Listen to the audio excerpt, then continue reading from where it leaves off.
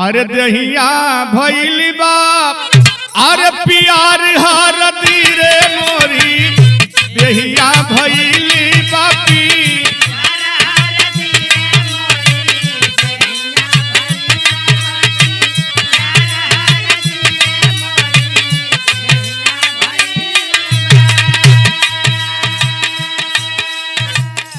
यह तो मित्रों गीत है, लेकिन आज देश और प्रदेश की हालात को देखते हुए हमारे कवि जी ने आपके बीच में एक गीत देने का काम किया है, जो सदियों से हमारे पिछड़े समाज के लोग और बैकवर्ड के लोग ठगे जा रहे हैं।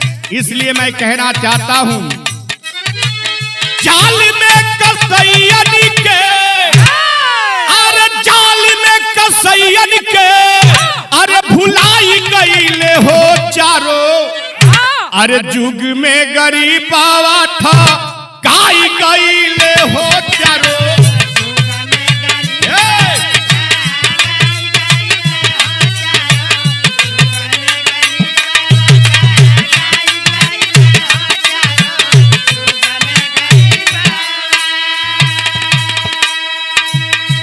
सदियों से चाहे किसी युग में हमारे गरीब बैकवर्ड साथियों को ये मनवादी लोगों ने लूटने का काम किया है। इसलिए मैं कहना चाहता हूं, जाली में कसैयन के भूलाई गईले हो चारो युग में गरीबावा था गाई गईले हो चारो।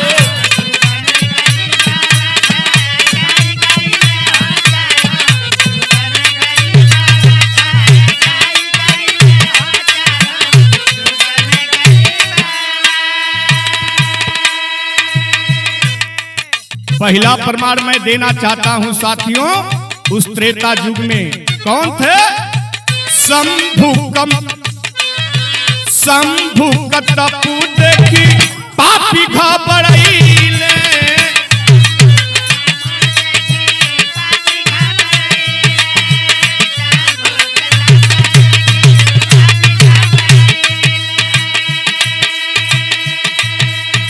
राम के चढ़ा के उनकरी गर्दन कटवाले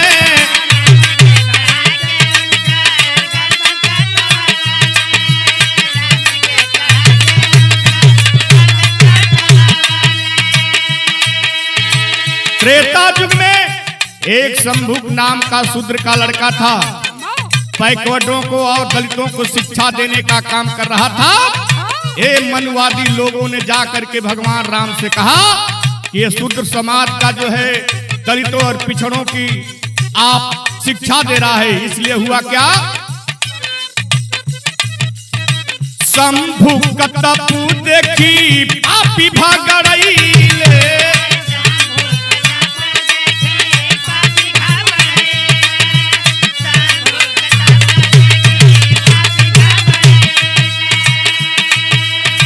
राम के चढ़ा के उनकरी गर्दन कटवाले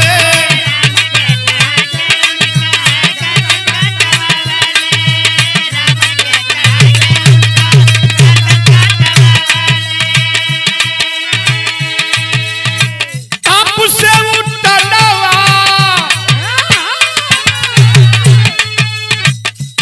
से उठनवा ना साई गईलो हो चारो युग में गरीबावा था गाई गईले हो।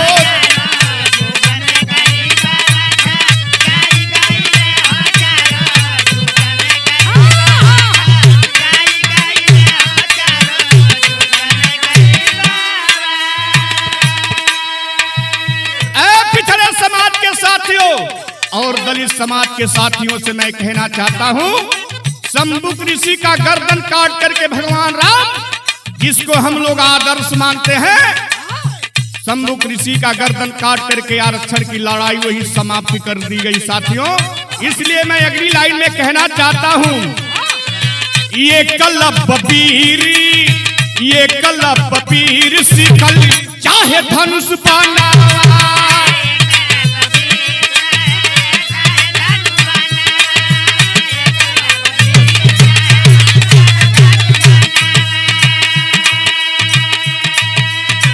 द्वापर युग में एकलव्य का नाम आप लोगों ने सुना होगा साथियों।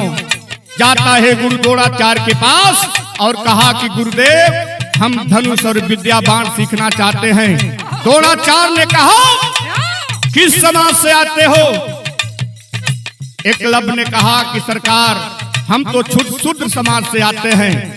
द्रोणाचार्य ने कहा कि यहाँ शूद्रों की शिक्षा नहीं दी जाती है, यहाँ क्षत्रिय और ब्राह्मणों की शिक्षा दी जाती है। इसलिए मैं कहना चाहता हूँ ये एकलव्य वीर सीखली, ये एकलव्य वीर सीखली चाहे धनुष बनावा।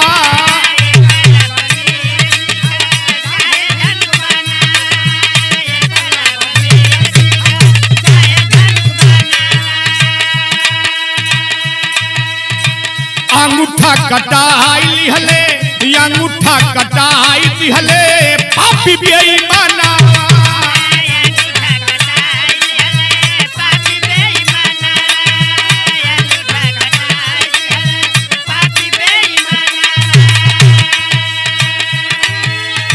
धोखवा से मार रे भैया,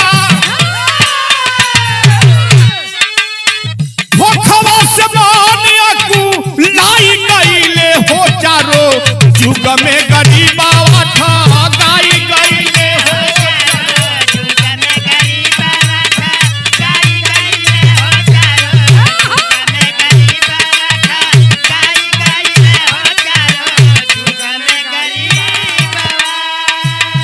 ए बाबू वहां से मन मार करके एकलव्य आया और द्रोणाचार्य का मूर्ति बना करके धनुष बाण सीखने लगा।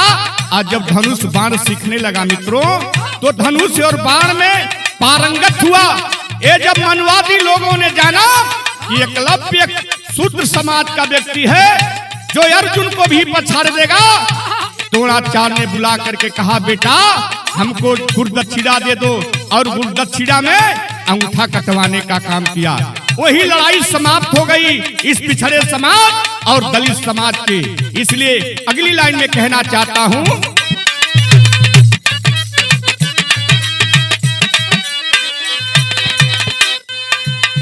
हृदय के बीच में जाने दिखलाई,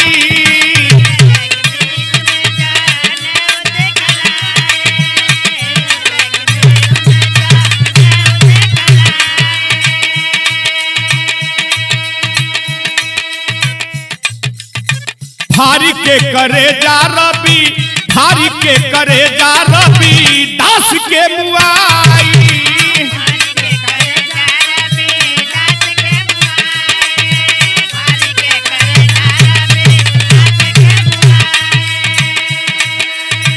कबीरा के बनारस से,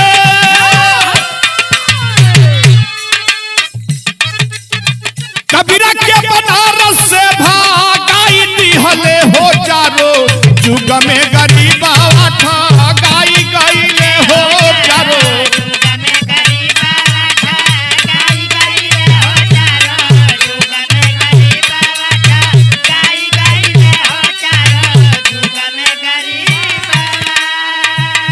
साथियों संत रविदास साहब को ये मनवादी लोगों ने धोखे से मारने का काम किया और कबीरदास को बनारस से भगाने का काम इस मनवादी लोगों ने किया। इसलिए मैं कहना चाहता हूं अगली लाइन में क्या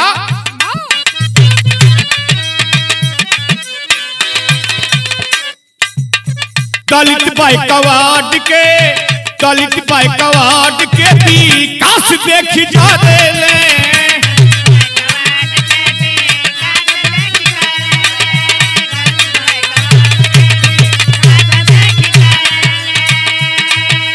जो ये मनवादी लोग हैं हमारे दलित समाज पिछड़े समाज को विकास को देखकर जलना चाहते हैं, जलते हैं। इसलिए मैं कहना चाहता हूं तब कोई गवारो ही टपोई गवार वही पापियन पर भरेले।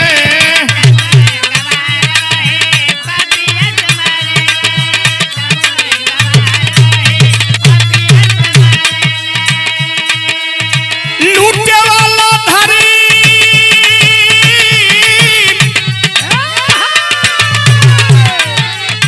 लूटे वाला धर्मी का नाई गईले हो चारो जुग में गरीबावा था गाई गईले हो चारो।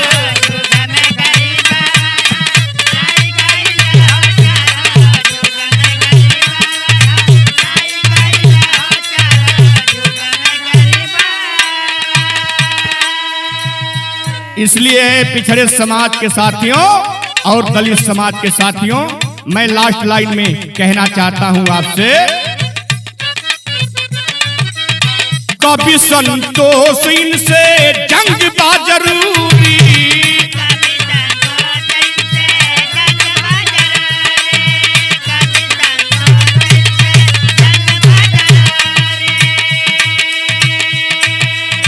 ये कट्टा बनावाले से ये कट्टा बनावाले से आई मजबूती।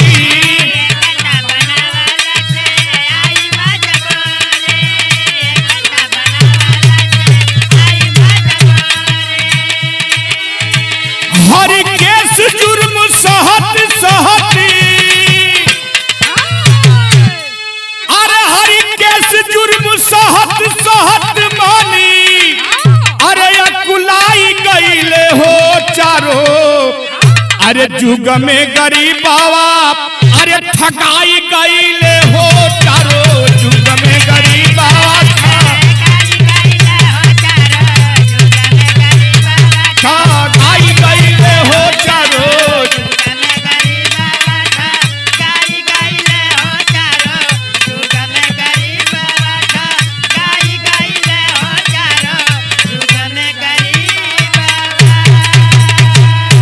धन्यवाद।